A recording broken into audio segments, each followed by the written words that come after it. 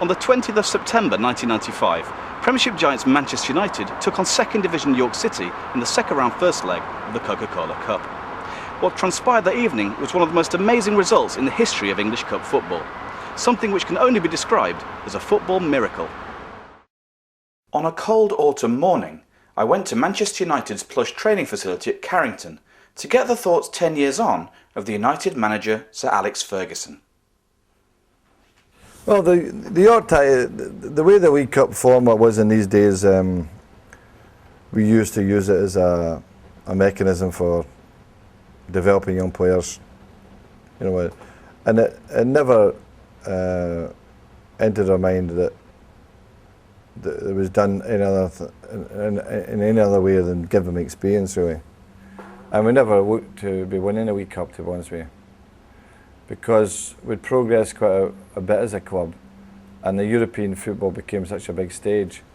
So when the League Cup enters its early stages, it coincides with the early part of the European Cup. So you can't toss a coin and say, well, maybe go for the League Cup. If it's tails, if it's heads, we'll go for the European Cup. There is only one priority, and that's the European Cup. So therefore, we did it all the time, was play young players. The ones that were starting to break through or had never been in the first team, let's see how they do, because it's always a test to play in our first team. Home game at Old Trafford, York City, second division team, excellent opportunity to do that. And no matter who we play at Old Trafford, I think from a team like, say, like the last season, for instance, Exeter came to Old Trafford, biggest day of their life. They've got 8,000 fans with them. You know, it's a fantastic day for them. And you don't, maybe the young players don't understand that motivation that these clubs can have. So for a club like York City, who had quite a good history of upsets, you know, beating Arsenal one year and things like that, there's that sort of historical part. Can we do it again? I mean, I can understand that. And I remember a good friend of mine, he's still a good friend of mine, but he was the director at York at the time, Barry Swallow. He and my brother have been friends for 40 years when they played with each other at Barnsley and Doncaster and things like that. And he was coming through, his wife on the phone, he said, "Can I get a couple of extra boxes?" No problem, the director's box, plenty of seats, no problem with that. And you could sense that he was looking forward to himself, you know what I mean?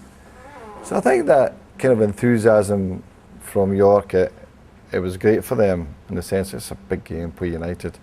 But we don't expect a result at 3-0 at home. We lose that in that fashion. And it was a bit of a shock. A great day for York, a bad day for our young players. It doesn't get treated so badly that because a League Cup, as I would have, say, a wee game or an FA Cup tie, it would have been a bad day at the office, you know. But I always felt that, yeah, we'll get the return leg, we'll get this back. And I played a much stronger team, and it was Cantona's first game back after his suspension. Or was it his first or second game? I think it was maybe in his second game. And I always remember the referee, Jeff Winter, kept following him about the pitch. That was amazing. That's the thing that always sticks out about the return leg. He kept following him about the pitch, as if I'm ready for him. It was pathetic. And of course, you know what Jeff Winter's like. I mean, there's a showman about, he's the man, you know. And the funny thing about the return leg, actually York City played better in the return leg and lost than they did in the first game at Old Trafford. You know, because they were really resilient. And we found it very, very difficult to break them down. They were really motivated. And although we won, I think, did we win the game 3-1? I couldn't see us get through because I thought that York had set their stall out very, very well. And of course, the excitement and euphoria at York's ground that night was fantastic for them, you know. So in football terms, at the time you don't enjoy it because you don't like to lose. And what's good for the game, it is fantastic. You know what I mean? So it's dead easy for me now to sit and say, that was a great night for York, simply because the pain is now eased. You know what I mean? The pain has left me. It's taken a few years, but it's left me. But I was pleased for them because they were a good club, and their chairman, Douglas, was his first name? Douglas Craig, Scotsman, great, really terrific lad he was, and it was really good banter. And of course, we'd done a good bit of business with York. We'd come up with Nicky Culkin and Jonathan Greening, and I always remember that when the negotiations for them, he was a hard man. He was, I says, it's well seen you're a Scotsman.